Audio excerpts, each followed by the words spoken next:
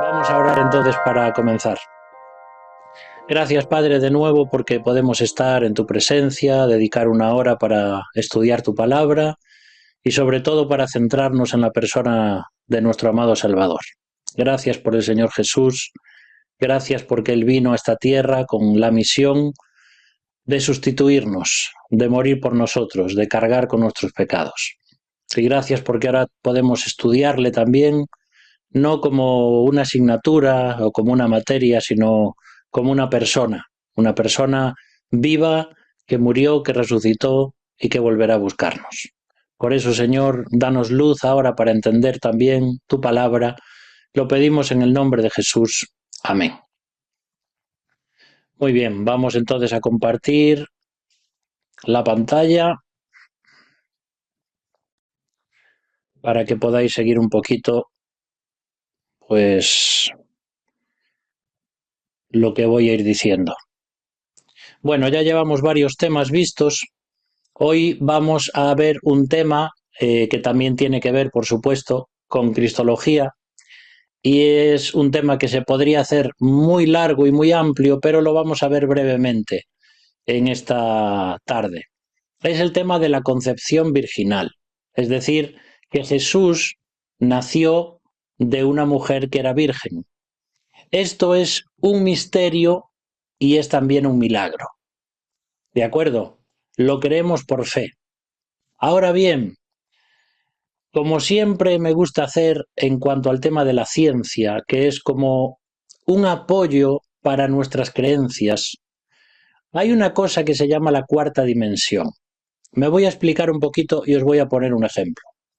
Si vosotros veis, por ejemplo, este papel, lo veis ahí que hay un cuadrado, este papel está en dos dimensiones, ¿sí?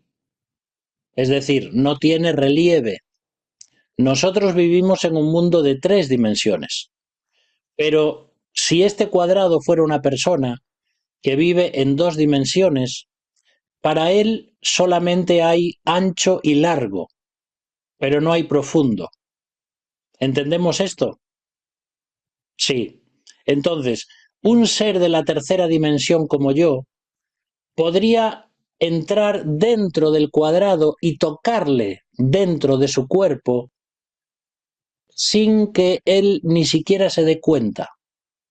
De una forma también se asustaría si viese un ser de la tercera dimensión como yo entrando en un mundo de dos dimensiones. Entonces yo puedo tocar el interior del cuadrado porque pertenezco a una dimensión superior. Bien, entendido esto, nosotros que somos seres de tres dimensiones, cuando un ser de la cuarta dimensión viene a nuestras vidas, puede entrar en nuestro cuerpo sin que nosotros ni siquiera nos demos cuenta.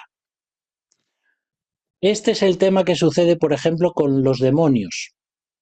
Uno se puede preguntar, bueno, cuando una persona está endemoniada, ¿dónde se asienta ese demonio? ¿Cómo entró dentro de su cuerpo, dentro de su espíritu, dentro de no sabemos en qué lugar se asienta? Eso es porque es un ser de la cuarta dimensión. Entonces ellos pueden entrar en nuestro interior porque lo pueden hacer porque son de otra dimensión. Esto es muy fácil de entender también como cuando vas a hacer, por ejemplo, una prueba de rayos X. Con los rayos X, el médico puede ver tu interior, aunque no puede entrar dentro. Y también cuando te hacen una ecografía, pueden ir pasando ahí el ecógrafo y te van viendo tu interior. ¿Eh? De la misma forma, podemos explicar esto cuando Dios va a poner su semilla, por decir así, en el vientre de María. Para nosotros es un misterio y es un milagro. Pero cuando uno estudia un poco de ciencia, de física y de la cuarta dimensión, ya no es tan complicado de aceptar. Porque Dios puede atravesar mi cuerpo perfectamente y poner su semilla en un vientre, como hizo con la Virgen María. Por supuesto que esto es simplemente una explicación de la ciencia, pero nosotros lo creemos por fe y no deja de ser un misterio porque no lo podemos explicar perfectamente. Todo lo que tiene que ver con Dios, nosotros somos seres finitos y también limitados. Pero sí que hay cosas que más o menos se puede tener una idea y que la ciencia cada vez, a medida que avanza, nos va a ir fortaleciendo más en aquellas cosas que nosotros creemos por fe. Aunque hay cosas, por ejemplo, como la Trinidad, que va a ser muy complicado que los podamos explicar con un ejemplo. Entonces, la concepción virginal, sabemos que fue Dios que envuelve, y lo vimos el otro día, la Trinidad misma participa en la encarnación del Hijo, y dos personas están vistiendo y están encarnando a otra persona, que es el Hijo. Entonces, dice Mateo 1:25, hablando de José, porque sabéis que José y María estaban desposados, estaban comprometidos, eso era casi como estar casados, y dice ahí, pero José no tuvo relaciones conyugales con ella hasta que dio a luz un hijo al que José puso por nombre Jesús. Ya el ángel le había dicho que ese iba a ser el nombre que tenía que llevar ese ser santo que iba a nacer. De hecho, dice el original, lo santo que nacerá será hijo de Dios. Es decir, lo que estaba gestándose en el vientre de María era alguien que ya vivía previamente de una forma eterna y de una forma santa, que era el Hijo de Dios. Solo que adquiere una naturaleza humana, como estamos viendo en estas clases, y entonces se limita a estar en ese líquido amniótico y en ese vientre de María y nacer como cualquier otro niño y crecer en sabiduría y en estatura como cualquier otro, pero siendo también divino. Así que ahí encontramos pues que José no tuvo nada que ver en cuanto al nacimiento de Jesús, ni en cuanto a la concepción de Jesús. Otra cosa curiosa también es que el ángel no le preguntó a María si estaba dispuesta a ser la madre de Jesús, porque en un sentido Dios ya sabía que estaría dispuesta. Dios no escogió a cualquier mujer para ser la madre de Jesús. María era una mujer devota, una mujer piadosa, una mujer judía que amaba a Dios y, como dice, hágase conmigo de acuerdo a tu voluntad. No es que María fuera santa, ¿vale? Porque ella misma se declara pecadora en el Magnificat, en ese canto de alabanza, pero sí que era una mujer especial que amaba a Dios y que Dios escogió para que fuese la madre y la mujer a través de la cual nacería Jesús. Mira como dice ahí Lucas 1, 30 y 31, pero el ángel le dijo, vas a quedar embarazada y darás a luz un hijo al cual pondrás por nombre Jesús. Veis, por tanto, que no le dice, María, ¿qué te parece? Tenemos un plan, Dios me ha dicho que te pregunte esto, ¿quieres o no quieres? No, María estaba dispuesta, aunque realmente lo que iba a ser hecho en ella era algo completamente inaudito. Una mujer virgen que iba a quedarse embarazada. Eso no es fácil de aceptar, y menos en un pueblo pequeño como era en el que ella vivía, y siendo la burla de tantas personas que a quién le iba a decir María que ese niño que estaba creciendo era Dios, o que era Jesús, o que era el Mesías. Nadie le iba a creer algo así. De hecho, aún siendo Jesús adulto y ya a partir de los 30 años comenzando su ministerio, algunos judíos, por ejemplo, dejaban entrever la cuestión de dónde venía él, porque decían los fariseos, nosotros somos hijos de Abraham, no somos hijos de fornicación. como diciendo, ¿y tú de dónde vienes? Que no se sabe bien quién es tu padre. Así que Jesús tuvo que, como luego vamos a ver, sufrir muchas cosas y muchas burlas en su vida, justamente también por la forma en la que el Padre decidió que él viniese a este mundo, totalmente en humildad y de una forma totalmente milagrosa. Ahora, María no preguntó qué, sino que preguntó cómo. Dice, ¿cómo será esto? No dijo, ¿qué? Eso es imposible. No puedo creer que vaya a quedarme embarazada. No, simplemente María lo que preguntó fue, bueno, ¿y cómo puede ser esto que se va a hacer? Porque yo no conozco varón, yo no tuve relaciones sexuales con José, todavía no estamos casados. Entonces, el qué sería un qué de incredulidad si María hubiese pensado de esa forma. Sin embargo, al preguntar cómo, lo que estamos viendo era una frase de aceptación, de decir, yo no entiendo cómo va a ser esto, pero lo acepto. ¿Mm? Y entonces es cuando el ángel le dice cómo va a ser. El Espíritu Santo vendrá sobre ti y ahí es donde se explica, como vimos el otro día, esa envoltura de Dios haciendo sombra sobre María y de una forma que nosotros no podemos comprender, pues María se queda embarazada y uno de sus óvulos es fecundado como cualquier otro niño que nace en el mundo, solo que en este caso sin la participación de un hombre. ¿Mm? Luego hay, por ejemplo, doctrinas que se apartan, por supuesto, de las cosas bíblicas. Por ejemplo, en el devocionario católico romano dice, María es hija del Padre, madre del Hijo y esposa del Espíritu Santo. ¿Vosotros creéis esto que es así? ¿Verdad que no? Entonces, María no es hija del Padre como si fuese el Hijo de Dios y ella la hija de Dios. Podemos decir que María es hija de Dios en el sentido de que es una persona creyente como nosotros, que somos hijos de Dios. Pero María tampoco fue madre del Hijo de ninguna manera. María fue como mucho la madre de Jesús, de la naturaleza humana de Jesús, pero nunca madre del Hijo de Dios.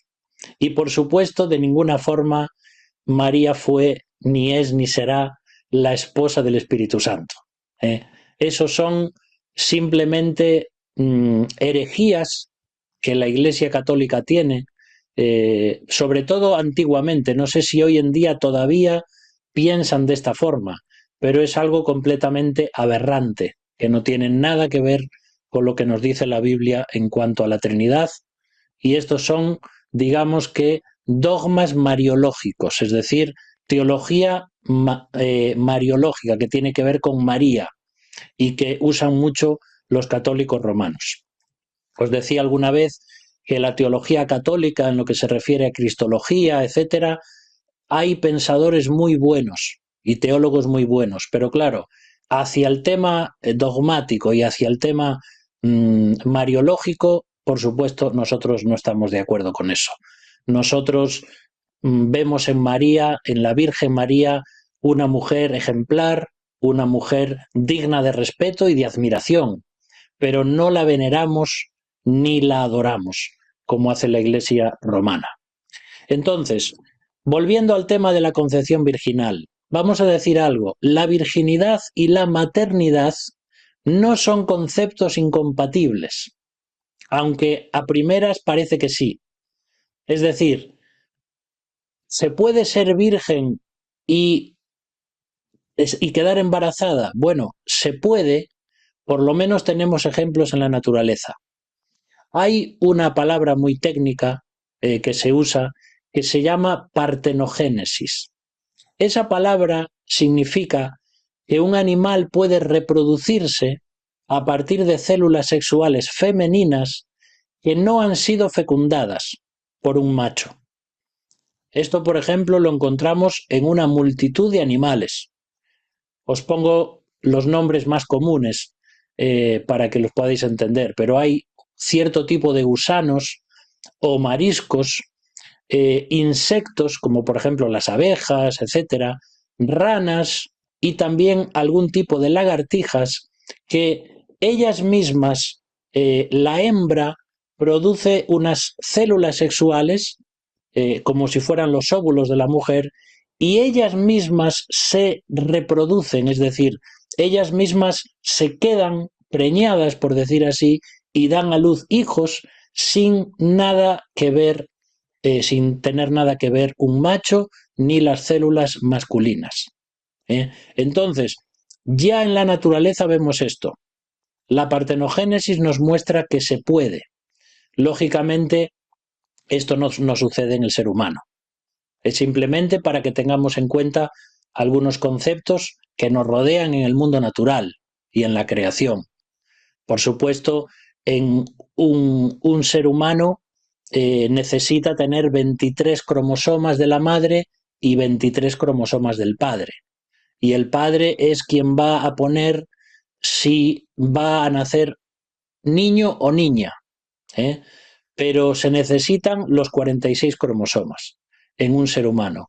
Entonces, por decirlo así, María puso los 23 cromosomas de ella y Dios de alguna manera puso los otros 23 cromosomas. Pero tampoco podemos decir eso, porque no estamos hablando de que Dios pone una semilla como la que tiene el hombre. Ahí ya queda en lo misterioso y en lo milagroso. Pero que sepáis que se puede a través de la partenogénesis tener en cuanto al mundo animal pues estas cosas. Aquí vamos a hablar un poquito del nacimiento de Jesús y dice Mateo 1:16 y Jacob engendró a José, marido de María, de la cual nació Jesús llamado el Cristo. Veis que ahí no dice que José engendró a Jesús. Si empiezas en toda la genealogía de Mateo, vas a ver cómo dice, y Adán engendró a Set, y Set engendró al otro, y el otro engendró al otro, pero cuando llega aquí al final, no dice y José engendró a Jesús, dice y Jacob engendró a José, que fue el marido de María, de quien nació Jesús, porque fue Dios quien engendró, por decirlo así, en el vientre de María, la naturaleza humana de Jesús. También luego en Lucas 3:23 y versículo 28, también se nos dice Jesús comenzó a predicar cuando tenía unos 30 años y según la gente, o dicen otras versiones, según se creía, era hijo de José. Y ahí también encontramos otra genealogía que termina diciendo que era hijo de Adán y que provenía Adán de Dios mismo. Es decir, Mateo comienza la genealogía, digamos, desde David o desde el principio hasta Jesús. Y Lucas comienza la genealogía al revés, desde Jesús hacia atrás. ¿De acuerdo? Para mostrar que Jesús era un ser humano, que tenía una ascendencia hasta llegar al final donde estaba Adán y Adán, por supuesto, creado por Dios. Entonces, aquí hay una cosa importante. Mateo, en su genealogía, presenta la línea de realeza hasta el rey David. Es decir, el Mesías tenía que nacer de la descendencia de David. Por tanto, en esta genealogía encontramos que Jesús, por ascendencia, tenía derecho al trono, porque era hijo de David. Y así le proclaman las gentes a veces, si te das cuenta, cuando lees los evangelios y dice, Hosanna al hijo de David. ¿Por qué? Porque él era descendiente real, era descendiente legítimo, con derecho al trono. Eso por el lado legal, pero luego Lucas muestra la humanidad verdadera de Jesús. Cuando hablábamos de que, yendo hacia atrás, nos empieza a dar todos sus ancestros y toda su ascendencia. Entonces vemos perfectamente, primero, cómo Jesús era heredero legal al trono de David y cómo también, debido a que era un ser humano y tenía una ascendencia de donde provenía por parte de María, era completamente humano. Si Jesús no fuera humano, su sacrificio no hubiera servido para nada, porque si hubiera sido humano, no hubiera podido sustituirnos de una forma perfecta, inocente, sin mancha en la cruz. Y por supuesto, no podría haber resucitado, porque un ser humano no tiene poder para hacer algo así.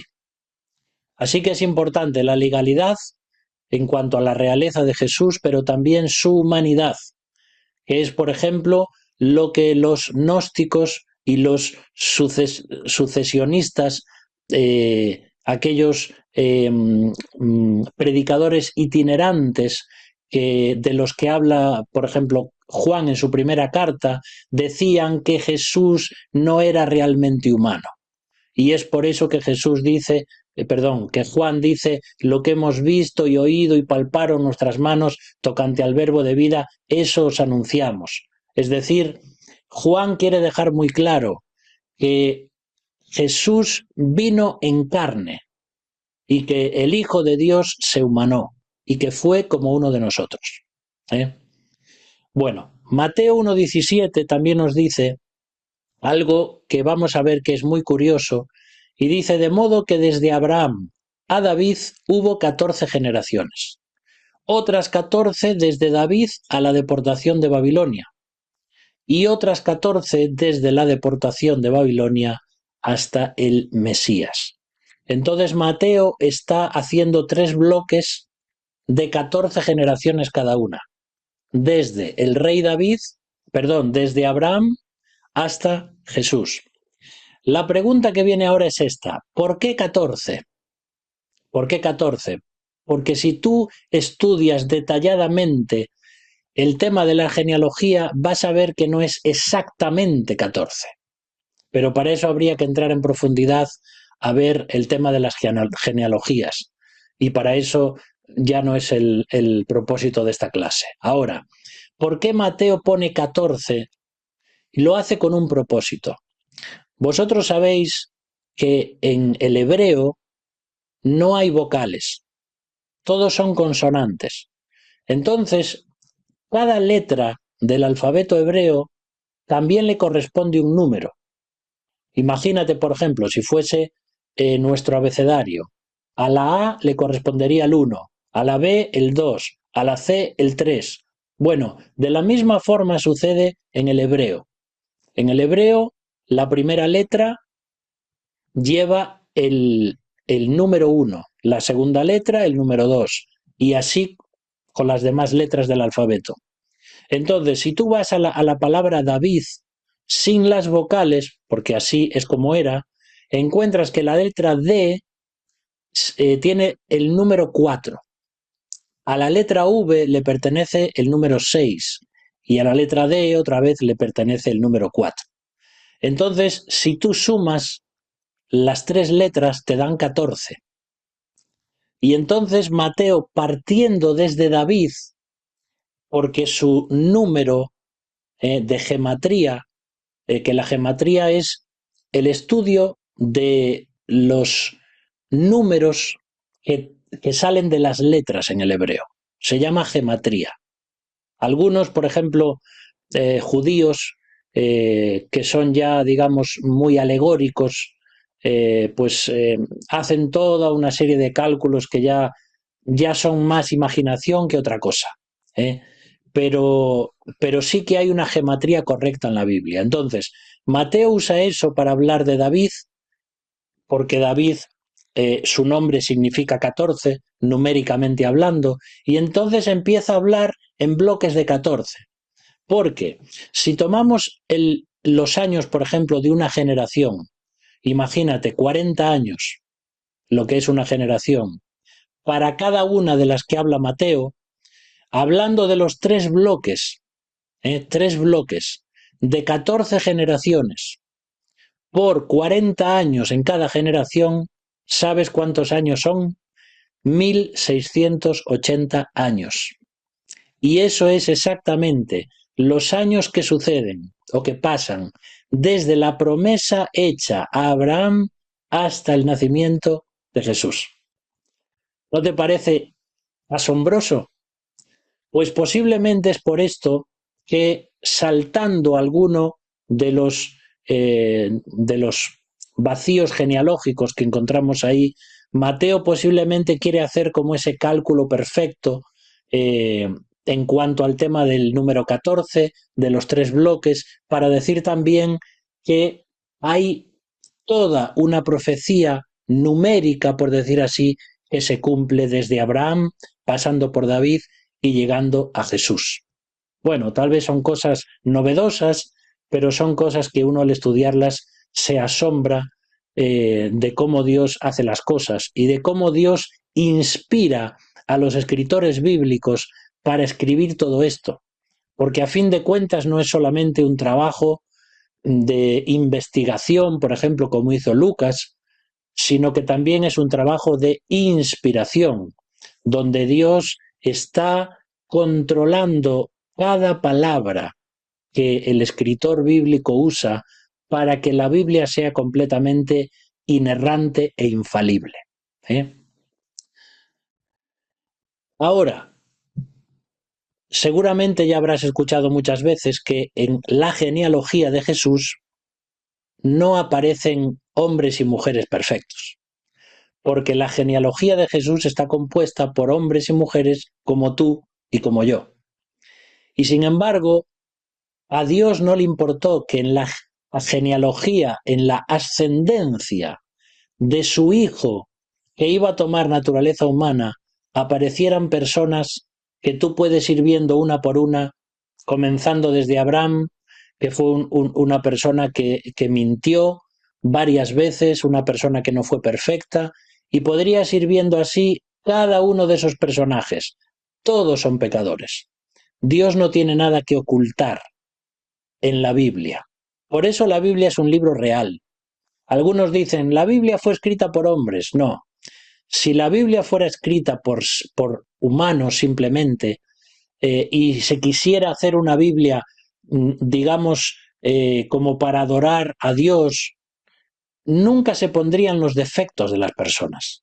Sin embargo, la Biblia deja muy claros que tenemos grandes defectos, que somos pecadores y que por eso Jesús tuvo que venir para perdonar y para morir por nosotros. Entonces, en esa genealogía aparecen 4 mujeres que podríamos decir impuras en lo que respecta a Jesús. Por ejemplo, tenemos a una mujer del Antiguo Testamento, que era la nuera de Judá, que no era judía, era extranjera y que además fue adúltera, porque ella se disfrazó de prostituta para tener relaciones con un hombre. Y entonces, esto lo podéis leer en el Antiguo Testamento. Bueno, Tamar aparece ahí como una de las tatara abuelas de Jesús. ¿Eh? También encontramos a Rahab, esa mujer que cuando Josué viene a conquistar la ciudad de Jericó, pues ella cree en el Señor y deja su antigua vida y entonces le piden a Josué que por favor tenga misericordia de ella, etcétera, etcétera. Y entonces Rahab entra también a formar parte del pueblo de Dios y es perdonada y no es destruida junto con la ciudad. Pero Rahab también no era una mujer judía, era una prostituta y era extranjera. ¿Mm? Y también aparece ahí. También nos encontramos, por ejemplo, con Ruth, que fue la bisabuela del rey David. Ruth tampoco era una judía, sino que era moabita. Y todavía peor, ¿vosotros os acordáis cuando Lot, el sobrino de Abraham, después de que vienen los ángeles y los sacan a él y a su mujer y a sus hijas de Sodoma y se la llevan porque va Dios a destruir la ciudad con fuego y azufre? Bueno, cuando llegan a la cueva, que lógicamente solo llega Lot y sus hijas, porque su esposa había vuelto atrás, de hecho parece ser que no es que miró hacia atrás, sino que volvió otra vez hacia Sodoma. Algunos dicen eso, por eso se convirtió en estatua de sal, no por mirar, sino por querer volverse otra vez a su vida antigua. No sabemos exactamente cómo fue. Pero en aquella cueva las hijas de Lot dicen, bueno, y ahora que se murieron todos los hombres de la ciudad, ¿quién nos va a dar descendencia? Y entonces emborrachan a Lot, su padre, y tienen hijos con él. Y de esos hijos incestuosos es de donde van a venir los moabitas. Y de ahí viene Ruth. Así que fijaos, también una persona que no venía, por decir así, de una raza muy pura y muy inocente. Y también encontramos en la genealogía de Jesús a Betsabé, que en un sentido, no sabemos hasta dónde, fue cómplice en el adulterio del rey David. No sabemos realmente si Betsabé fue obligada por el rey David o si también ella se dejó llevar, porque tampoco encontramos un lamento muy grande en cuanto a cuando su marido Urías muere, etcétera, etcétera. No, lo que no podemos es decir lo que no dice la Biblia, porque en aquel momento también es verdad que los reyes ordenaban traer a una mujer y ella no podía hacer nada. Ahora, lo que sabemos es de que también de ese acto adúltero de David y de Betsabé va a venir también Salomón, y de ahí va a venir también toda la línea mesiánica hasta la persona de Jesús. Por eso que, más allá de los personajes bíblicos que encontramos, también nos encontramos con estas mujeres que de ninguna forma las primeras tres pertenecían al pueblo de Dios. Y de ahí es de donde va a nacer Jesús. En cuanto al nacimiento de Jesús, me vais a permitir ahora que hable de unas palabras médicas que a lo mejor os van a poner un poco colorados, pero no hay otra forma de explicarlo. ¿De acuerdo? Tenemos que ser también, digamos, realistas con las palabras que usamos y a veces no se pueden usar otras. Bueno, en la vagina de la mujer, en la entrada, hay una especie de membrana que se llama himen. Mucho seguro que lo sabéis. Ese himen se rompe cuando se tienen relaciones sexuales por primera vez. Que de hecho esto es lo que sucedía, por ejemplo, tanto en la religión judía como sucede hoy, por ejemplo, en la raza gitana, que permanecen vírgenes hasta el matrimonio y luego van con un pañuelo blanco y el marido que tiene las relaciones sexuales por primera vez con su mujer gitana tiene que traer ese pañuelo con, digamos, sangre porque se ha roto el himen, demostrando que esa mujer es virgen. Entonces, hablando del nacimiento virginal y del nacimiento de Jesús, María fue virgen en la concepción de Jesús, pero dejó de ser virgen en el parto. Esto en el sentido del himen. ¿Por qué? Porque el himen puede ser que no se rompa cuando tiene relaciones sexuales, pero sí que se rompe obligatoriamente cuando das a luz. Entonces, desde el punto de vista médico o de ese membranita, digamos que María fue virgen desde la concepción, pero dejaría de ser virgen en el parto. Ahora, desde el punto de vista de la sexualidad, María fue virgen hasta tener relaciones con José. ¿Sí?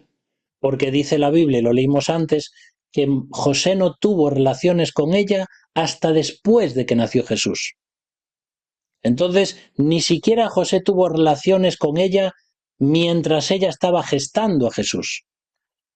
José no tuvo absolutamente nada que ver, sino que respetó ese proceso y tal vez la cuarentena subsiguiente o lo que fuese para comenzar luego a tener relaciones con María. Entonces, por eso hablamos de la virginidad de María, pero no una virginidad, como dicen los católicos romanos, que es para siempre, o la virginidad perpetua. Los romanos católicos dicen que María nació virgen, fue virgen siempre en su vida y que ascendió virgen al cielo. Y eso no es bíblico, porque encontramos, por supuesto, que María, después de tener a Jesús, que fue su hijo mayor, tuvo más hijos y más hijas con José. ¿De acuerdo? Entonces, esto es para romper justamente una lanza en contra del tema de la virginidad perpetua de María. María fue virgen porque Dios la escogió y se gestó en ella a Jesús, pero llegó un momento que dejó de serlo, para tener relaciones normales con su esposo José. De hecho, si vamos a Marcos capítulo 6 y versículo 3, dice, hablando la gente de Jesús, ¿no es este el carpintero, el hijo de María y hermano de Santiago, José, Judas y Simón? Mira, aquí encontramos ya que Jesús tenía 4 hermanos varones. Y luego dice, ¿y no son sus hermanas estas que viven aquí? Es decir, que Jesús fue el hermano mayor, luego tuvo 4 hermanos varones, bueno, no sabemos en qué orden, pero tuvieron José y María hijos e hijas. Es decir, que por lo menos Jesús tuvo 6 hermanos más. Ahora, aquí hay una palabra griega que usan sobre todo en el catolicismo romano para hablar de que Jesús no tuvo hermanos, sino que eran parientes suyos. Y esto es para defender la virginidad perpetua de María. Pero en el griego, la palabra que aparece es la palabra adelphoi, que es la palabra que se usa para tener hermanos de sangre. Si fueran solo parientes o primos, aparecería la palabra singenes. Y esa palabra no es la que aparece en el texto bíblico. Así que de ninguna forma podemos pretender decir que Jesús tuvo primos o parientes para decir que María fue siempre virgen y santa, como la canoniza pues, la Iglesia Católica. María tuvo más hijos, Jesús tuvo más hermanos, etcétera, etcétera. Así que la palabra griega ahí, adelphoi, nos muestra claramente este tema. Ahora, lo que es verdad es que apenas hay información de la infancia y de la juventud de Jesús. Uno se pregunta qué pasó durante esos primeros 30 años. Tenemos simplemente retazos de algo, de que Jesús crecía, luego cuando fue al templo cuando tenía 12 años, pero prácticamente no se nos dice nada de Jesús. Por eso hay escritores que se han inventado un montón de cosas de que Jesús estuvo en un lugar, no me acuerdo ahora exactamente dónde, me sale la palabra cachemira, pero no sé si es esa o la estoy confundiendo con otra, pero que fue ahí a un lugar, no sé dónde, y entonces ahí se casó y tuvo descendientes, y todo para rellenar los huecos que nos deja la Biblia en cuanto a su infancia. Pero nosotros lo único que sabemos de Jesús es que él fue hermano mayor, que él tuvo que experimentar la muerte de José también. No sabemos si José murió joven o murió mayor, pero lo que está claro es que tuvo una muerte tal vez, digamos, antes de lo que se esperaría, porque encontramos ya enseguida que no se habla de José, que se habla de Jesús como el carpintero. Él tuvo que hacerse cargo también de su familia, del sustento, ser trabajador y, como dijimos alguna vez, no solo carpintería, sino también la construcción y la piedra, que es a lo que se refiere la palabra carpintero ahí en la Biblia. Y también otra de las cosas que Jesús tuvo fueron hermanos incrédulos, porque hasta después de la muerte de Cristo y de la resurrección no encontramos a sus hermanos que creían en él como el Mesías. Así que está muy claro que Jesús te comprende perfectamente, mi querido hermano, mi querida hermana. Él sabe lo que es ser un hermano mayor. Él sabe lo que es tener hermanos. Él sabe que es lo difícil a veces de las relaciones en la familia, las relaciones interpersonales, los celos, las envidias que podrían tener sus hermanos. Él sabía lo que es trabajar duro, tener que trabajar laboralmente para sustentar a su familia. y él sabía lo que es tener hermanos que no creen en Dios. Y esto es un consuelo para todos aquellos que tal vez tenéis hermanos o familiares que no creen en Dios. Jesús mismo tuvo hermanos incrédulos. ¿Cómo puede ser? Porque hasta los 30 años no se dio a conocer. Y no es que Jesús de él emanasen poderes en la familia, como si fuera Superman, que ya lo dijimos alguna vez, y que entonces sus hermanos dijesen, ¡oh, qué milagros hace! Este hermano nuestro tiene que ser Dios. No, es como si Jesús pasase desapercibido hasta que comenzó su ministerio. Y cuando comenzó su ministerio, sus hermanos comenzaron a criticarle y a decir, oye, si vas a hacer algo, hazlo públicamente. Si tú dices que eres el Mesías, muéstrate. Y Jesús dice, todavía no ha llegado mi hora, todavía no es el momento. Y vemos a sus hermanos burlándose un poco de Jesús. Por eso que Jesús sabía muy bien lo que es tener familia no creyente, aunque él mismo era Dios. Y como dije muchas veces, también sabía lo que era tener un discípulo entre los 12 que nunca creyó en él, a pesar de ver sus milagros y a pesar de estar con él durante 3 años. Judas Iscariote no creyó en él, le traicionó, fue un hijo del diablo. Satanás llenó su corazón y acabó suicidándose en su vida, arrepentido de lo que había hecho, pero no arrepentido de sus pecados. Por eso, queridos hermanos, os digo esto para que veáis que Jesús sabe cómo nos sentimos.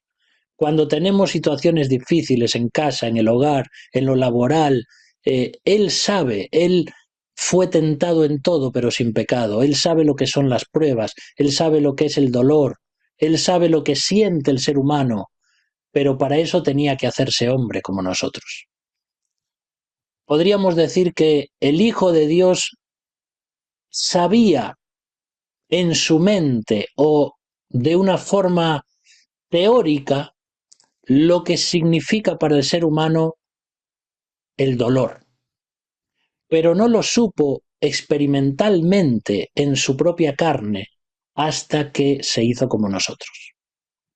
Y por eso, y ya hemos repetido varias veces en estos estudios, no tenemos un sumo sacerdote que no pueda compadecerse de nuestras debilidades, sino uno que fue tentado en todo, pero sin pecado. Y él sabe lo que sentimos. Así que recordad que los evangelistas no hicieron una biografía completa de Jesús, sino que ellos se enfocaron en su ministerio, en su pasión, en su muerte y en su resurrección. Por eso los evangelios, que tienen 4 puntos de vista diferentes, aunque muchas de las cosas son copiadas de Marcos, que fue el primero en escribirlas, pero tienen 4 puntos de vista diferentes que los necesitamos para comprender en toda su dimensión quién era y cómo era Jesús. Pero a partir de los 30 años, antes no tenemos nada, porque los evangelios no son para darnos detalles de cosas que Dios no quería dar, sino para hacernos ver y estar concentrados en la misión que tenía el Hijo de Dios. Entonces, Jesús era como un vaso de agua limpia. Nosotros somos como un vaso de agua sucia. Las tentaciones de Jesús podían agitarlo, como un vaso de agua limpia, pero no podían enturbiarlo, como sucede con nosotros. Y es un ejemplo muy bueno. Jesús no tenía pecado, Jesús no podía pecar, Jesús no tenía ningún tipo de suciedad. Y aunque venía Satanás y le tentaba y lo movía y lo sacudía, no había nada que pudiese hacer para enturbiar la inocencia, la santidad, la perfección del mismo Hijo de Dios. Pero nosotros, a poco que nos mueve el diablo, ya empieza a caer toda la suciedad, toda la paja y todo lo malo que tenemos. Por eso Jesús le dijo a Pedro en una ocasión, Satanás os ha pedido para zarandearos como a trigo, pero yo he rogado que tu fe no falte. Y es lo mismo que sucedió con Job. Job le dice a Dios, o más bien Dios le dice a Job, oye, ¿no has considerado a mi siervo Job, que es un varón prudente, bueno, temeroso de Dios, apartado del mal? Y entonces el diablo le dice, bueno, es así porque tú le llenas de riquezas y de beneficios, pero déjame hacerle daño y vas a ver lo que pasa. Y Dios le da permiso. Y de la misma forma sucede también con los discípulos, ¿eh? En algún momento el diablo va a Dios y Dios le permite zarandear a sus discípulos. Por eso Jesús le dice, Satanás os ha pedido. Nosotros no podemos ver el mundo espiritual, pero hay una lucha feroz por nuestras almas. Y Satanás a veces se le permite hacer cierto tipo de cosas, pero Dios en su soberanía permite al diablo que nos zarandee, porque eso va a hacer que caiga nuestra paja y que quede solamente el grano, que es lo que Dios quiere. Porque de esa forma también es como se zarandeaba el trigo. Se echaba, se esparcía al viento y el viento se llevaba la paja, lo que no servía, lo ligero, y el grano caía en tierra. Y era lo que se usaba y lo que tenía calidad y era el fruto. Y cuando el diablo permite, cuando Dios permite que el diablo nos haga daño, o traiga enfermedades, o traiga cosas a nuestra vida, aunque no es la voluntad de Dios, Dios lo permite porque quiere hacer de nosotros mejores personas.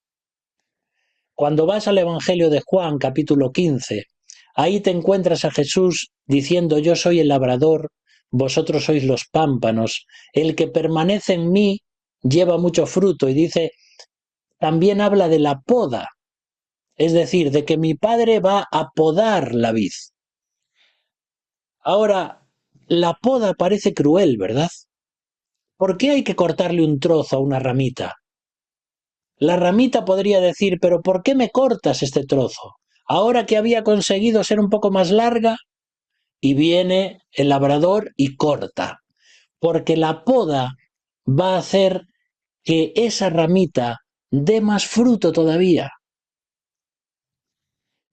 ¿Y cuánto nos cuesta a nosotros cuando Dios nos tiene que podar? O viene a nuestra vida y decimos, Señor, pero ¿por qué me haces daño? Y Dios, aún en silencio, no dice nada, pero Él sabe lo que está haciendo. Él sabe que la poda que viene a tu vida, sea lo que sea, es para que des más fruto, para que te parezcas más a Jesús. ¿eh? Así que hay muchas cosas ahí que podríamos decir, pero ya para no salirnos del tema.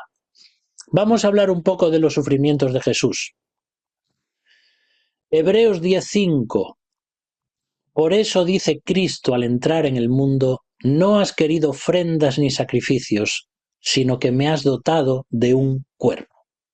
Hemos dicho ya en alguna vez que la única forma que tenía el Hijo de Dios para ocupar nuestro lugar era teniendo un cuerpo humano. Y entonces cuando viene al mundo, cuando va a ser gestado en el vientre de María, le dice al Padre, no has querido ofrendas ni sacrificios, sino que me has preparado un cuerpo. Y esta es una referencia del Antiguo Testamento que aparece en el Salmo 46, cuando dice ahí el salmista, no quieres sacrificios ni ofrendas, tú que me has abierto el oído. Fíjate que la palabra dotado de un cuerpo en el original hebreo significa me has abierto el oído. ¿Y qué quiere decir esto que parece tan raro? Bueno, fíjate lo que nos dice Éxodo 21, versículo 5. Pero si el esclavo renuncia formalmente a quedar libre, porque ama a su mujer y a sus hijos y a su amo, el amo lo llevará ante los jueces y acercándolo a la puerta o a la jamba, le perforará el lóbulo de la oreja con un punzón, con lo que se convertirá en su esclavo para siempre. Estas eran una de las leyes de la esclavitud que se dieron en Éxodo. Entonces, Bueno, aquí había mucho para decir también en cuanto a la esclavitud, porque a veces pensamos cómo puede ser que el pueblo de Dios tuviese esclavos, o aún en el Nuevo Testamento. Pero es otro tipo de esclavitud, no el que nosotros pensamos, no el que nosotros tenemos en nuestras retinas históricas, por decir así, en cuanto a la esclavitud de las personas negras, trabajando en los campos de algodón, siendo maltratados, no. La esclavitud en la Biblia era simplemente una persona que no tenía recursos propios y se ponía bajo el cuidado de un amo o de un capataz, y a cambio de su trabajo, esa persona, junto con su familia, a veces tenía una casa donde estar, un lugar donde vivir y tenía comida. Entonces, la esclavitud pasaba por eso en el Antiguo Testamento.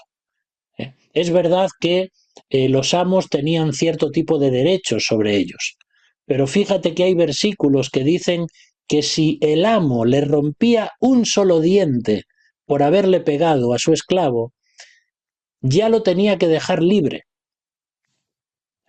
Así que fijaos el respeto también que tenía que haber de un amo hacia un esclavo. Entonces, había esclavos que estaban tan contentos con sus amos que decían, bueno, yo no quiero servirte por 7 años o 14 o tal, no, yo quiero ser tu esclavo y tu siervo para siempre. Y entonces la forma legal que había para hacerlo, pues era pues que el amo, como acabamos de leer, lo llevaba al juzgado, y ante la puerta o ante el marco de la puerta ponía allí el lóbulo de la oreja y con un punzón atravesaba la oreja. Y ese agujero en su oreja significaba que ese esclavo pasaba a ser, digamos, esclavo perpetuo de su amo. Ya no podía ser comprado, ya no podía ser vendido, porque es como diciendo, yo voy a ser obediente bajo tu voluntad para siempre. Y cuando vamos a ese versículo donde el salmista dice, hablando de una forma mesiánica, me has abierto el oído, lo que está diciendo Jesús es, estoy dispuesto a obedecerte para siempre. Me has dotado de un cuerpo, me has dado una oreja que puede ser perforada, y yo, en mi misión como ser humano, estoy dispuesto a someterme, no como un esclavo, no porque el padre sea un amo, sino como el hijo a su padre, someterse a la voluntad del padre. Fijaos qué imagen tan bonita, la de Jesús diciendo me has dotado de un cuerpo, pero que tiene que ver con esa figura de horadar el oído, porque él había venido voluntariamente como un siervo, humillándose hasta la muerte y la muerte de cruz, para hacer la voluntad de su Padre. Entonces la iniciativa de la salvación y de la crucifixión fue del Padre, pero el Hijo asumió con obediencia esa misión, así como el Espíritu Santo le dio el poder para hacerlo. Por eso que la salvación no es, o el plan de salvación no es un padre que obliga a su hijo a hacer algo que no quiere, de ninguna forma, porque esto es un plan que ya estaba previsto desde antes de la fundación del mundo. Cuando el Padre y el Hijo y el Espíritu Santo, ellos tres, cara a cara, preparan y forjan el plan de salvación. Y el Padre lo origina y el Hijo obedece y el Espíritu Santo da poder para hacer todo eso. Es difícil de explicar, pero la Trinidad está involucrada en el proceso de encarnación y de salvación.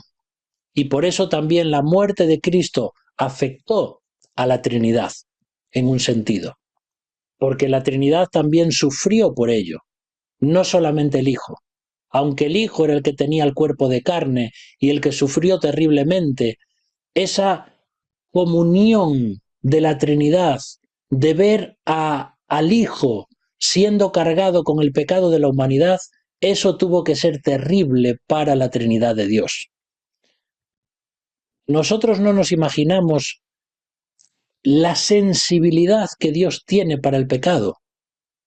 Si a nosotros a veces aborrecemos el pecado o aborrecemos ciertas prácticas de pecado o nos dan asco ciertos pecados, imaginaos lo que fue para Dios mismo, que es completamente lo opuesto al pecado. Tener que sentir en su cuerpo llevar el pecado. Y eso es lo que tuvo que experimentar cuando estuvo en el Getsemaní. Esa lucha terrible, esa tensión entre no querer tener que llevar eso. Pero claro, nosotros no nos podemos imaginar algo así. Por eso dice Hebreos 5, 7 y 8, es el mismo Cristo que durante su vida mortal oró y suplicó con fuerte clamor, acompañado de lágrimas, a quien podía liberarlo de la muerte. Y ciertamente Dios lo escuchó en atención a su actitud de acatamiento. Y aunque era hijo, aprendió en la escuela del dolor lo que cuesta obedecer. Y uno se tiene que emocionar ante versículos como estos, hermanos. ¿Por qué Jesús tuvo que sufrir así?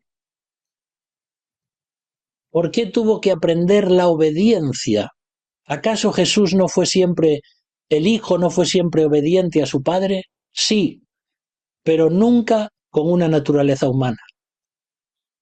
Nunca sometiendo su humanidad a la voluntad del Padre. Y tuvo que sufrir para aprender en su propia carne y en la escuela del dolor, como dice este versículo, lo que cuesta obedecer. Pero él lo hizo, y lo hizo de una forma perfecta. Y lo que Adán no fue capaz de hacer porque no quiso, y porque cayó en pecado y porque se rebeló contra Dios, el postrer Adán, que es Cristo, sí lo hizo. Vivió una vida perfecta, una vida repleta de sufrimientos en todo lo que te puedas imaginar. Pero al mismo tiempo, ese sufrimiento le enseñó con un cuerpo humano y con una naturaleza humana a obedecer al Padre. Y por eso Él sabe lo que nos cuesta a los seres humanos obedecer y ser santos, porque no solamente tenemos un cuerpo humano, sino que tenemos una naturaleza pecaminosa. ¿Cómo no vamos a pecar? ¿Cómo no vamos a caer? ¿Cómo a veces no nos vamos a revolcar en el pecado? ¿Cómo a veces no vamos a querer disfrutar de los placeres temporales del pecado? No debiéramos, pero nuestra naturaleza nos lleva a ello. Y Jesús no nos juzga por ello. Jesús nos abraza, Jesús nos perdona, Jesús nos levanta, porque Él sabe lo que es luchar en un cuerpo de carne. Vamos a dejar aquí el tema. El próximo día creo que nos quedan todavía algunas cosas más para decir en cuanto a los sufrimientos de Jesús. Pero este es Jesús, queridos hermanos. Este es Dios. Este es el Dios hombre, que lo dejó todo y dejó su gloria para venir a morir por ti y por mí. No lo merecemos. De ninguna manera lo merecemos. Por ninguna cosa lo merecemos. No hay un ápice de nosotros por lo que Dios haya dicho, os merecéis la salvación. Es simplemente por su amor, por su misericordia, por su gracia, que ha decidido amarnos. Y amarnos de una forma tal que, como dice una frase, el cielo quedó en bancarrota. Porque Dios lo dio todo, todo por ti y por mí.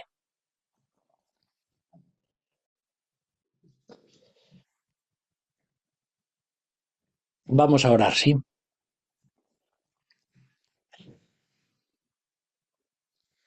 Padre, ¿cómo podemos agradecerte y adorarte por lo que has hecho?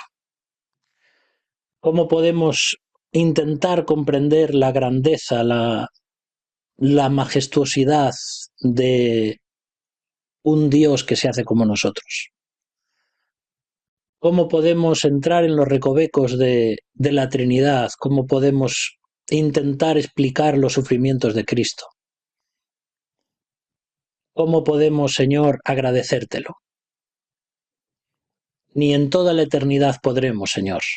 Por mucho que cantemos y te adoremos y te sirvamos por toda la eternidad, sin límite de tiempo, para siempre jamás, ni siquiera podremos llegar a poder desatar la correa del calzado de Jesús. Es por eso, Señor, que te pedimos que esto pueda transformar nuestras vidas. Porque si amamos a Jesús, si permanecemos en Él, si dejamos que el Espíritu de Dios nos llene, vamos a producir fruto. Y vamos a darte gloria a ti. Y vamos a producir fruto para edificar con nuestros dones la iglesia local. Y vamos a producir fruto para llevar a otros a los pies de Jesús. Por eso, Señor, ayúdanos a amar la persona de Cristo y a esperar la persona de Cristo, porque si realmente algo grande nos espera en el cielo, es Cristo.